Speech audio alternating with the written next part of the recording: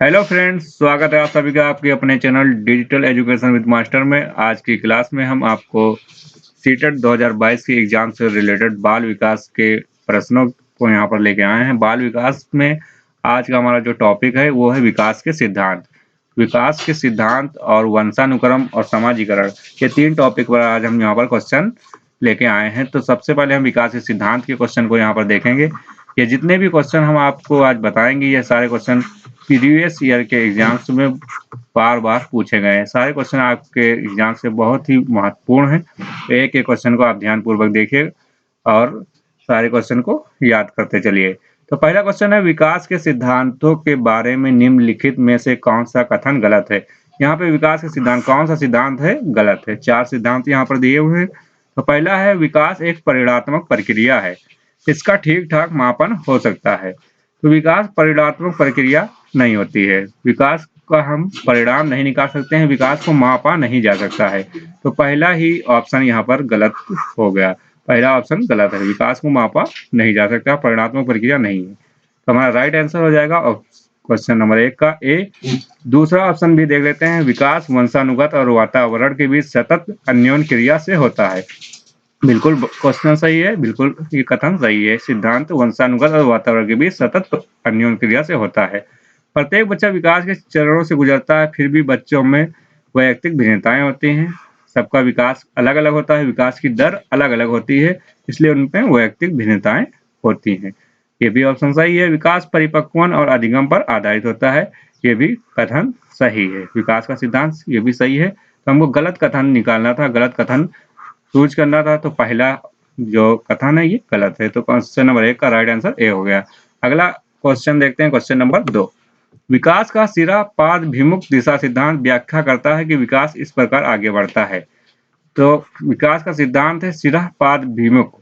तो सिरा यानी सिर, पाद यानी पैर। तो सिर से पैर की ओर जो विकास होता है उसी को सिरा पादभिमुख दिशा सिद्धांत कहा जाता है। तो राइट आंसर इसके क्वेश्चन से ही हमको पता चल जाता है, इसका अर्थ निकालकर कि सिर से पैर की ओर। राइट आंसर ऑप्शन नंबर 2 का सी हो जाएगा, सिर से पैर की ओर। नेक्स्ट क्वेश्चन नंबर 3 है, एक अध्यापक ने पाया कि एक विद्यार्थी वर्ग बनाने में कठिनाई अनुभव कर रहा है। विद्यार्थी जो है वो वर्ग बनाने में कठिनाई अनुभव कर रहा है, स्क्वायर बनाने में कठिनाई अनुभव कर रहा है। तो अध्यापक ने अनुमान लगाया कि वो हीरे का चित्र बनाने में भी कठिनाई अनुभव करेगा। वो वर्ग बनाने में कठिनाई अनुभव कर रहा है, तो उसने अनुमान लगा लिया कि हीरे का चित्र भी वो नहीं बना सकता है। तो ये किस सिद्धांत पर आधारित होकर ये अनुमान लगाया है, अध्यापक ने किस सिद्धांत का प्रयोग करके ये अनुमान लगाया। तो पहला सिद्धांत है विकास निरंतर होता ही रहता है, तो ये इसमें नहीं है। दूसरा ऑप्शन है अलग अलग लोगों के लिए विकास की प्रक्रिया भी अलग अलग होती है, ये भी सिद्धांत सही है, लेकिन इस आधार पर अनुभव नहीं लगाया गया है। विकास एक व्यवस्थित क्रम में होने की प्रवृत्ति से संबंध है। विकास क्या होता है, एक व्यवस्थित क्रम में होने की प्रवृत्ति से संबंधित है, बिल्कुल सही है। और इसी सिद्धांत के आधार पर उसने अनुमान लगाया। तो क्वेश्चन नंबर 3 का राइट आंसर सी हो जाएगा। विकास एक व्यवस्थित क्रम में होने की प्रवृत्ति से संबंधित है, विकास की प्रक्रिया उत्परिवर्तनीय है, ये भी सही है।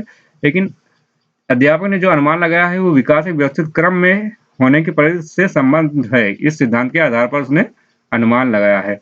विकास अगर व्यवस्थित क्रम में होता है, इसीलिए पहले बच्चों को हम गिनती सिखाते हैं, उसके बाद पहाड़ा सिखाएंगे। तो पहले अगर बच्चा स्क्वायर अगर जान लेगा तभी उसको हम हीरा बनाना सिखा सकते हैं। तो बच्चा अगर वर्ग बनाने में ही कठिनाई अनुभव करता है तो हीरा नहीं बना सकता है, क्योंकि अध्यापक को पता चला विकास के व्यवस्थित क्रम से। तो इसी तरीके से हम इस क्वेश्चन का राइट आंसर हमने जान लिया कि ऑप्शन नंबर सी इसका राइट आंसर है। चलते हैं नेक्स्ट क्वेश्चन पर। विकास कभी ना समाप्त होने वाली प्रक्रिया है।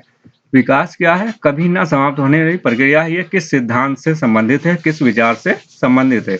अंतः संबंध का सिद्धांत, निरंतरता का सिद्धांत, एकीकरण का सिद्धांत या अंतः क्रिया का सिद्धांत। कभी ना समाप्त होने वाली प्रक्रिया है यानी निरंतर चलने वाली प्रक्रिया है, तो ये सिद्धांत हो जाएगा निरंतरता का सिद्धांत। निरंतर चलने वाली प्रक्रिया, कभी ना समाप्त होने की प्रक्रिया, यदि एक दूसरे के पर्याय है तो निरंतरता का सिद्धांत इसका राइट आंसर हो जाएगा। ऑप्शन नंबर बी इसका राइट हो जाएगा। नेक्स्ट क्वेश्चन है, संकल्पनाओं यानी कल्पनाओं की व्यवस्थित प्रस्तुति विकास के निम्नलिखित किन सिद्धांत के साथ संबंधित हो सकती है? संकल्पनाओं का व्यवस्थित प्रस्तुति कैसे होता है, किस सिद्धांत से होगा? तो ऑप्शन नंबर ए है विकास विषम जातीयता से स्वायत्तता की ओर अग्रसर होता है, ये नहीं हो सकता है। विद्यार्थी भिन्न भिन्न दरों से विकसित होते हैं, ये भी ऑप्शन सही नहीं है। विकास सापेक्ष रूप से क्रमिक होता है, विकास सापेक्ष रूप से क्रमिक होता है, ये हमारा राइट आंसर हो जाएगा। ऑप्शन नंबर सी राइट हो जाएगा।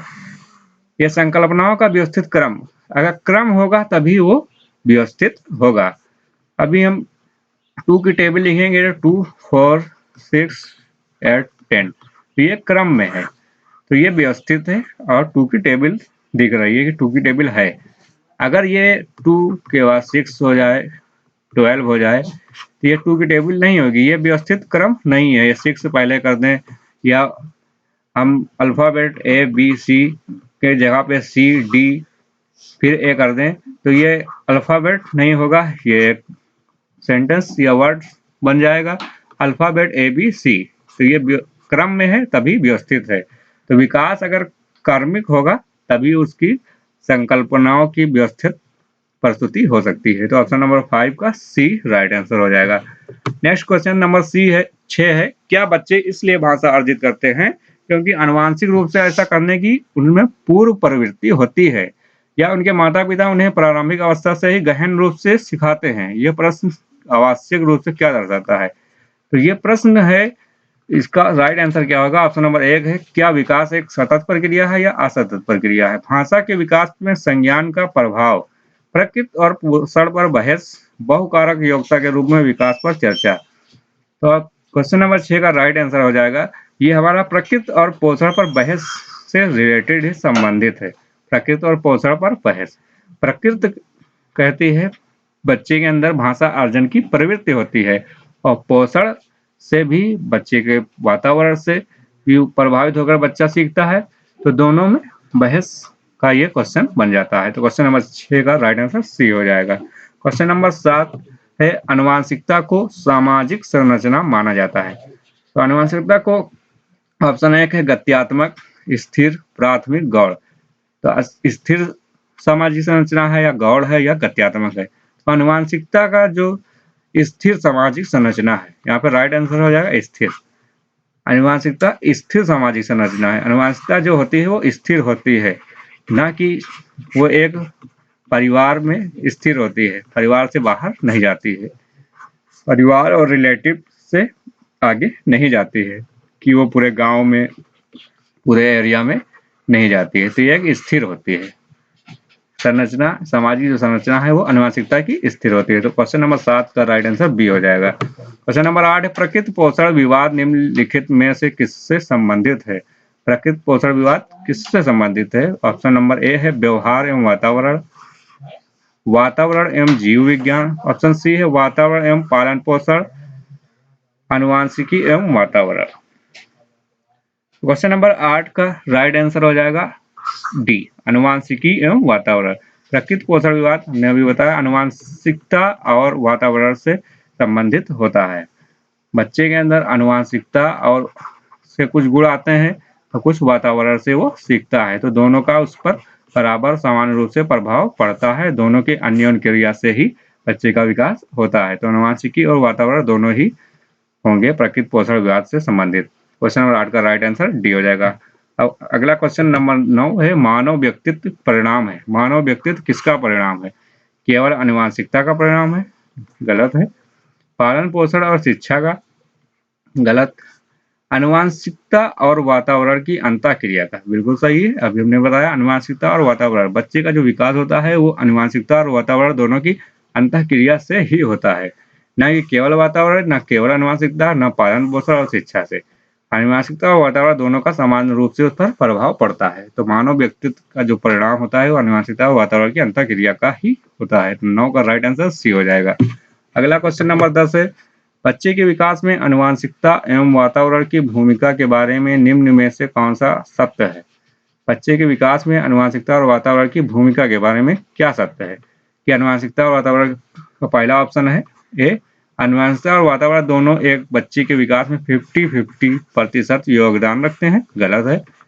समान योगदान होता है, 50-50 नहीं होता है। समवयस्कों एवं पितृक का सापेक्ष योगदान योगात्मक नहीं होता है। बिल्कुल सही है। जो योगदान होता है वो योगात्मक नहीं होता है, बराबर होता है। आनुवंशिकता एवं वातावरण दोनों एक साथ परिचालित नहीं होते हैं, गलत है। सहज रुझान वातावरण से संबंधित है, जबकि वास्तविक विकास के लिए आनुवंशिकता जरूरी है। बिल्कुल गलत है, दोनों के अंतःक्रिया से ही विकास होता है, अलग अलग नहीं होगा। तो इसका राइट आंसर हो जाएगा ऑप्शन नंबर बी। 10 का right answer option number B, समवयस्कों एवं पितृक का सापेक्ष योगदान योगात्मक नहीं होता है। ये वातावरण और आनुवंशिकता के बारे में बिल्कुल सही कथन है। क्वेश्चन नंबर 11 देखते हैं। सबसे अधिक गहन एवं जटिल समाजीकरण है। गहन और जटिल समाजीकरण कब होता है? पूर्व बाल्यावस्था के दौरान होता है, या प्रौढ़ावस्था के दौरान, या व्यक्ति के पूरे जीवन में होता है, या किशोरावस्था के दौरान होता है।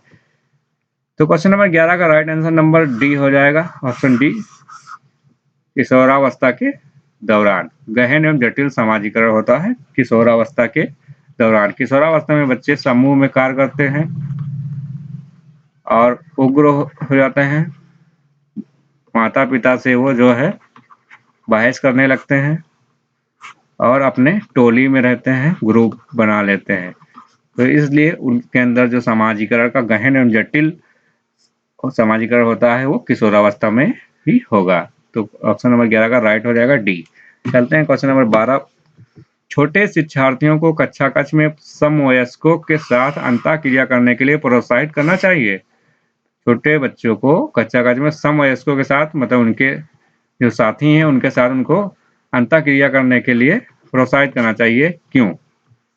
वे एक दूसरे से प्रश्नों को उत्तर सीखने इसके लिए, या पाठ्यक्रम को जल्दी पूरा करने के लिए, या वे पढ़ने के दौरान सामाजिक कौशल सीख सके, या कक्षा कक्ष को नियंत्रित करने के लिए। तो नियंत्रित करने के लिए नहीं, सिर्फ उत्तर सीखने के लिए नहीं, पाठ्यक्रम को जल्दी पूरा करने के लिए नहीं, वे पढ़ने के दौरान सामाजिक कौशल सीखने। ये राइट आंसर होगा, सबसे सटीक राइट आंसर हो जाएगा, वे पढ़ने के दौरान सामाजिक कौशल सीख सकें। ये हमारा राइट आंसर हो जाएगा। ऑप्शन नंबर 12 का राइट आंसर सी हो जाएगा, वे पढ़ने के दौरान सामाजिक कौशल सीख सकें। उनको समवयस्कों के साथ अंतःक्रिया करने के लिए प्रोत्साहित करना चाहिए ताकि वे सामाजिक कौशल सीख सकें। क्वेश्चन नंबर 13 है, निम्न में से कौन सा सामाजिकरण की निष्क्रिय एजेंसी है? सामाजिकरण की निष्क्रिय एजेंसी क्या है? परिवार है, इको क्लब है, सार्वजनिक पुस्तकालय है, स्वास्थ्य क्लब है। स्वास्थ्य क्लब में भी लोग वार्तालाप करते हैं, एक दूसरे से बात करते हैं, परिवार में भी बात करते हैं, इको क्लब में भी बातें होती हैं। तो पुस्तकालय इसका निष्क्रिय एजेंसी होगा, सार्वजनिक पुस्तकालय। पुस्तकालय लाइब्रेरी में बातें कम होती हैं। बच्चे क्या होते हैं, अपने में ही लीन होते हैं, अपने में ही खोए रहते हैं, अपनी बुक पढ़ते हैं, अपने में मस्त रहते हैं, खोए रहते हैं। तो यह एक निष्क्रिय एजेंसी है, सामाजिक का विकास उसमें बहुत कम होता है। तो क्वेश्चन नंबर 13 का राइट आंसर हो जाएगा, सामाजिकरण की निष्क्रिय एजेंसी क्या है? सार्वजनिक पुस्तकालय। ऑप्शन नंबर 14 है, सामाजिकरण एक प्रक्रिया है। सामाजिकरण एक प्रक्रिया है, किसकी है? मूल्यों, विश्वासों एवं अपेक्षाओं को अर्जित करने की। बिल्कुल सही है, मूल्यों, विश्वासों एवं अपेक्षाओं को अर्जित करने की प्रक्रिया है समाजीकरण। यही हमारा राइट आंसर हो सकता है। घुलने मिलने तथा समायोजन की, यह नहीं हो सकता है। समाज की संस्कृति की आलोचना करना सीखना, किसी की आलोचना करना समाजीकरण नहीं हो सकता है। मित्रों के साथ सामाजिक बनना, सिर्फ मित्रों के साथ, ये भी सही नहीं है। तो राइट आंसर नंबर 14 का ए हो जाएगा, मूल्यों, विश्वासों एवं अपेक्षाओं को अर्जित करना। नेक्स्ट क्वेश्चन नंबर 15 है, निम्न में से कौन से सामाजिकरण के गौण वाहक हो सकते हैं? विद्यालय और पास पड़ोस। ऑप्शन ए है विद्यालय और पास पड़ोस, बी है विद्यालय और निकटतम परिवार के सदस्य, सी है परिवार और रिश्तेदार, और डी है परिवार और पास पड़ोस। तो जो गौण वाहक है, समाज का विकास होता है, बच्चे के अंदर सामाजिकता जो आती है वो पहले तो परिवार से होती है और दूसरा विद्यालय होती है। तो विद्यालय और परिवार, ये ही दो हमारे गौण वाहक है। तो ऑप्शन नंबर बी हमारा राइट हो जाएगा। तो ये थे हमारे 15 क्वेश्चन जो विकास के सिद्धांत और सामाजिकरण और वंशानुक्रम से संबंधित थे, जो एग्जाम्स में बार बार पूछे गए हैं। आपके सीटेट 2022 एग्जाम्स के लिए अत्यंत महत्वपूर्ण क्वेश्चन है, इनको बार बार आप पढ़िए। और वीडियो आपको पसंद है तो वीडियो को लाइक करें और अपने फ्रेंड्स में जो सीटेट एग्जाम्स की तैयारी कर रहे हैं उन तक इस वीडियो को पहुंचाएं, शेयर करें। और चैनल पर पहली बार विजिट किए हैं तो इसको सब्सक्राइब जरूर कर लें। प्रस्तुत।